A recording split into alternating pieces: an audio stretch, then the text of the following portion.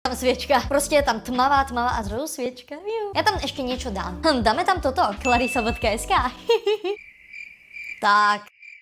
Čaute, ja som Clarisa a ja vás vítam u môjho ďalšieho videjka a toto videjko bude môj úraz. Áno, stalo sa to pekne nedávno.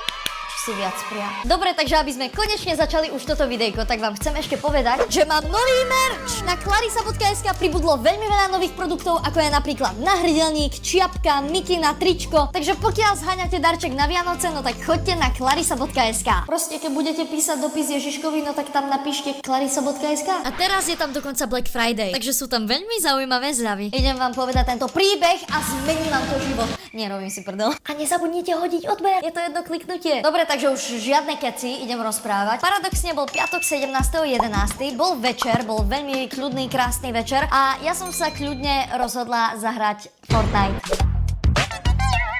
Keďže je tá OG sezóna a proste mala som chuť na Fortnite už dlhšiu dobu, tak som išla hrať Fortnite s Matejom a dokonca aj s jeho kamarátom, takže sme proste boli také trio. A keďže sme s Matejom veľmi dlho nehrali Fortnite a mali sme update, tak sme len tak kecali na Discorde. Každopádne, pokiaľ ešte nie si na mojom Discorde, no tak hneď sa tam joini. No a nejakým spôsobom sme sa dostali k veľmi zaujímavej téme. Jednalo sa to ohľadne veľmi zaujímavých Discordoch. Proste existujú veľmi zvláštne Discordy, kde proste sa zverejňujú nevhodné fotky ostatných influencerov, celebrít, youtuberov, dokonca aj ja som sa tak našla. Proste kde ma ako photoshopujú v plavkách a o tom sme sa bavili, že také zaujímavé Discordy existujú. No a Matej a ten jeho kamoš začali pekne srandovať, že si idú nejaký z takýchto Discordov pozrieť, že chcú to vidieť a sú zvedaví, kto tam bude. A ja som bola úplne, že No a tak som sa rozhodla, že vyrazím z mojej izby a pôjdem sa pozrieť na jeho monitor. Proste som sa išla k nemu pozrieť, že na čo to pozerá? No a keď som prišla do jeho izby, no tak nič tam nebolo. Proste robil som si prdel. A ja som bola úplne taká, že